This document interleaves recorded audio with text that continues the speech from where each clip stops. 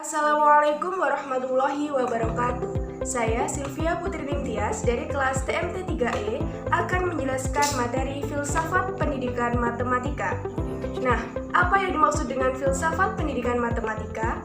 Filsafat pendidikan matematika adalah filsafat yang menelusuri dan menyelidiki sedalam dan seluas mungkin segala sesuatu mengenai ilmu pendidikan matematika, terutama hakikatnya, tanpa melupakan metodenya. Nah, yang akan kita bahas pada materi filsafat pendidikan matematika ada dua. Yang pertama, sejarah matematika, yakni kita akan membahas tentang matematika di Mesir kuno, matematika Babilonia, matematika Yunani, matematika Cina, dan matematika India. Dan yang kedua, kita akan membahas penemu konsep-konsep dasar dalam matematika. Yang pertama ada René Descartes dan Sir Isaac Newton. Sejarah matematika. Yang pertama, matematika Mesir kuno. Sejarah mengatakan bahwa matematika berasal dari Mesir adalah gagasan Aristoteles dalam bukunya yang berjudul Metafisik, yang menyebutkan bahwa sains-sains matematis berasal dari kawasan Mesir, karena di sana kaum yang sekelas pendeta memiliki waktu luas yang cukup. Sejarah penemuan matematika Mesir kuno adalah pada saat invasi Napoleon ke Mesir pada tahun 1798 bersama dengan 167 ilmuwan termasuk dua matematikawan yaitu Gaspard Monge dan Jean-Baptiste Fourier. Mereka menghasilkan sebuah karya monumental yang berjudul Description de l'Egypte. Matematika Mesir sebagian besar kita peroleh dari dua papirus yang berukuran cukup besar. Papirus adalah alat tulis sederhana yang berasal dari kulit batang pohon yang dikeringkan dan dianyam, sehingga dapat digunakan untuk menulis. Dua papirus besar yang membuka sejarah tentang matematika Mesir adalah Papirus Rin dan Papirus Golenisev, atau yang biasa disebut dengan Papirus Moskow. Nah, berikut merupakan gambar Papirus Rin. Papirus Rin atau yang biasa dikenal dengan Papirus Asmes adalah risalah matematika yang menyerupai buku petunjuk praktis dan mengandung 85 soal yang ditulis dengan huruf hieratik oleh penulis Ahmes. Papirus Rin adalah manual instruksi bagi pelajar aritmatika dan geometri. Inti dari Papirus Rin ini adalah bagaimana cara mengalihkan dan membagi. Selanjutnya adalah gambar Papirus Golenisev. Papirus Golenisev adalah papirus besar lainnya yang disebut juga dengan Papirus Moskow karena dimiliki oleh Museum Seni Murni di Moskow. Naskah ini berisikan soal kata atau soal cerita yang barangkali ditujukan sebagai hiburan. Bangsa Mesir dalam menentukan luas-luas ataupun volume-volume dari berbagai bangun datar dan bangun ruang saat itu melalui perjalanan panjang hasil pengalaman dan penelitian trial and error. Bangsa Mesir menggali fakta-fakta yang berguna bagi pengukuran tanpa memusingkan bukti deduktifnya. Beberapa dari rumus yang mereka punyai mendekati kebenaran, akan tetapi cukup praktis untuk dipakai sehari-hari. Contohnya adalah perhitungan piramida terpotong pada Papirus Moskow. Yang kedua, matematika Babilonia. Matematika Babilonia merujuk pada seluruh matematika yang dikembangkan oleh bangsa Mesopotamia yang sekarang dikenal dengan Irak, sejak permulaan Sumeria hingga permulaan peradaban Helenistik. Dinamai matematika Babilonia karena peran utama kawasan Babilonia sebagai tempat untuk belajar. Bukti terkini, matematika menyebutkan bahwa lempengan bertulisan tersebut adalah karya bangsa Sumeria yang membangun peradaban kuno di Mesopotamia. Sebagian besar lempengan tanah liat bertuliskan topik-topik pecahan, aljabar, persamaan kuadrat dan kubik, dan perhitungan regular, inverse perkalian, dan bilangan prima kembar.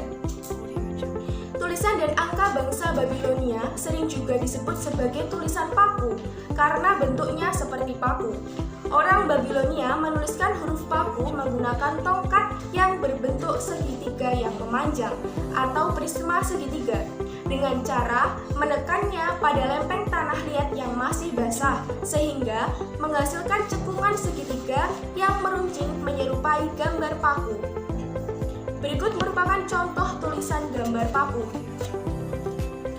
Yang ketiga, matematika Yunani. Matematika Yunani ditenggarai dimulai oleh Thales dari Miletus dan Pythagoras dari Samos. Menurut legenda, Pythagoras bersafari ke Mesir untuk mempelajari matematika geometri dan astronomi dari pendeta Mesir. Thales menggunakan geometri untuk menyelesaikan soal-soal perhitungan, ketinggian piramida dan jarak perahu dari garis pantai. Pythagoras mendirikan mazhab Pythagoras yang mendakwahkan bahwa matematikalah yang menguasai semesta. Mazhab Pythagoras dihargai dengan beberapa pengembangan matematika tingkat lanjut, seperti penemuan bilangan irasional. Sejarawan menghargai mereka atas peran utamanya di dalam pengembangan matematika Yunani. Yang ketiga, matematika Cina. Tulisan matematika yang dianggap tertua dari Cina adalah Chou Pen Xuanqing, berangkat tahun antara 1200 sebelum Masehi sampai 100 sebelum Masehi. Hal yang menjadi catatan khusus dari penggunaan matematika Cina adalah sistem notasi posisional bilangan desimal yang disebut pula bilangan batang. Yang keempat, ada matematika India. Matematika Vedanta dimulai di India sejak zaman besi. Satapatha Brahmana menghampiri nilai pi. Sulba Sutras merupakan tulisan-tulisan yang berisi tentang geometri yang menggunakan bilangan irasional, bilangan prima, aturan 3 akar, 3 dan akar kubik, dan sebagainya. Panini merumuskan aturan-aturan tata bahasa Sanskerta. Notasi yang digunakan sama dengan notasi matematika modern dan menggunakan aturan-aturan meta, transformasi, dan rekursi. Pingala dalam risalahnya Prosodi menggunakan alat yang bersesuaian dengan sistem bilangan biner. Surya Siddhanta memperkenalkan fungsi trigonometri, sinus, kosinus, dan balikan sinus. Aryabhata memperkenalkan fungsi versinus dan menghasilkan tabel trigonometri India pertama tentang sinus. Mandava menemukan rumus Leibniz untuk pi dan menggunakan 21 suku untuk menghitung nilai pi sebagai 3,14159265359. Nah, yang selanjutnya, penemu konsep-konsep dasar dalam matematika. Yang pertama ada René Descartes. René Descartes dikenal sebagai ahli filsafat modern besar yang pertama. Ia juga penemu biologi modern, ahli fisika, dan seorang matematikawan. Descartes lahir di Touraine, Prancis, yang merupakan putra seorang ahli hukum. Descartes menyelidiki suatu metode berpikir yang umum yang akan memberi pertalian pada pengetahuan dan menuju kebenaran dalam ilmu-ilmu. Penyelidikan itu mengantarnya ke pengembangan kebenaran di segala bidang. Karya matematikanya yang paling berpengaruh adalah La Géométrie yang diterbitkan pada tahun 1637. Yang kedua ada Sir Isaac Newton.